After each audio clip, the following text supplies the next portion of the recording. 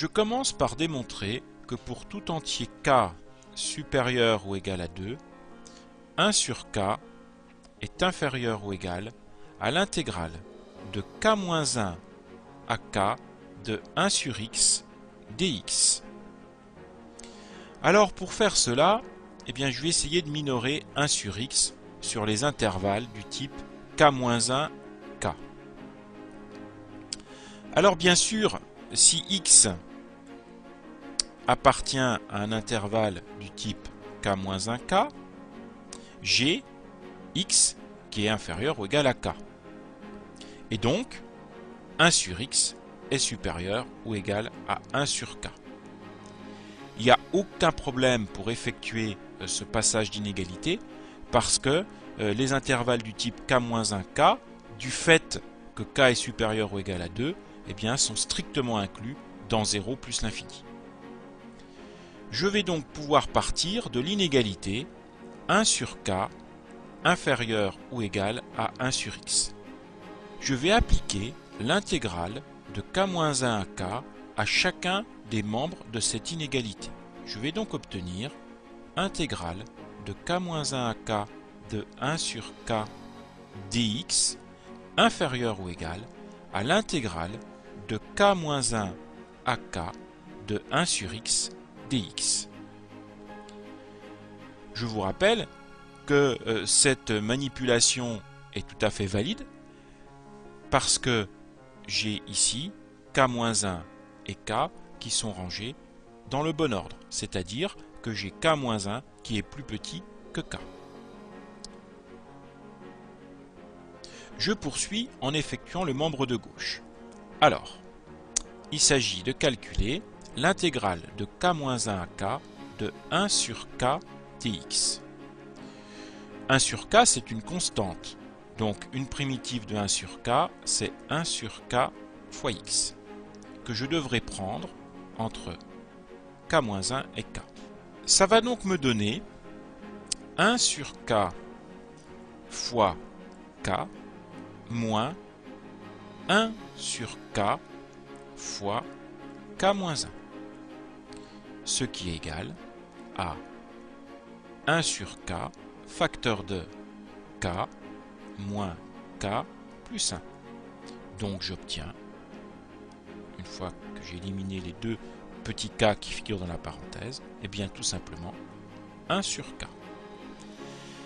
Justement, ce 1 sur k, c'est ce que je voulais dans le membre de gauche pour avoir l'inégalité de départ. Donc j'ai bien l'inégalité de départ, à savoir que pour tout k entier supérieur ou égal à 2, 1 sur k est inférieur ou égal à l'intégrale de k-1 à k de 1 sur x dx.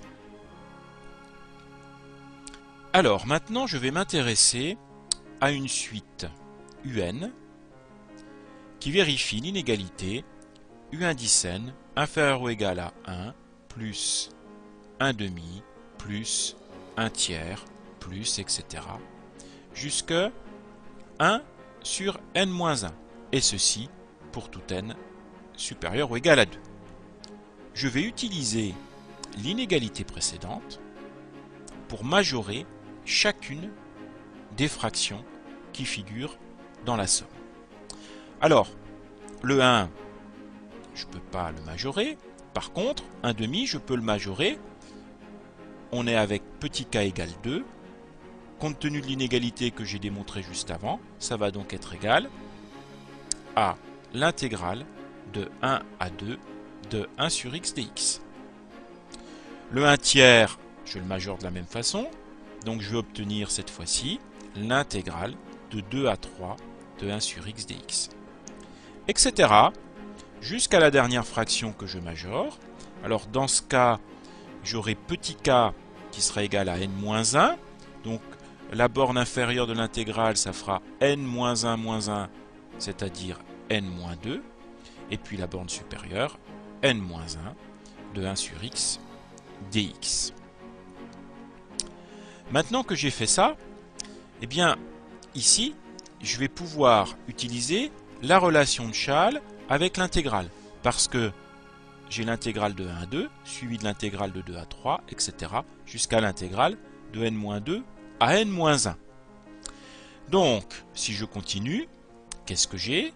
Mon un il va donc être inférieur ou égal à 1, plus, et en appliquant la relation de Chasles, l'intégrale de 1 à n-1 de 1 sur x dx. Donc pour terminer mon calcul, qu'est-ce qu'il faut que je fasse?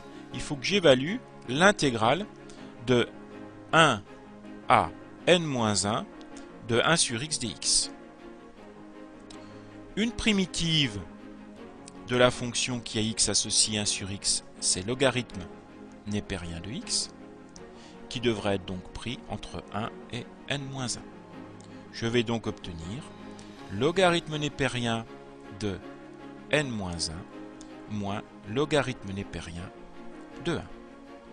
Le logarithme népérien de 1, ça fait 0.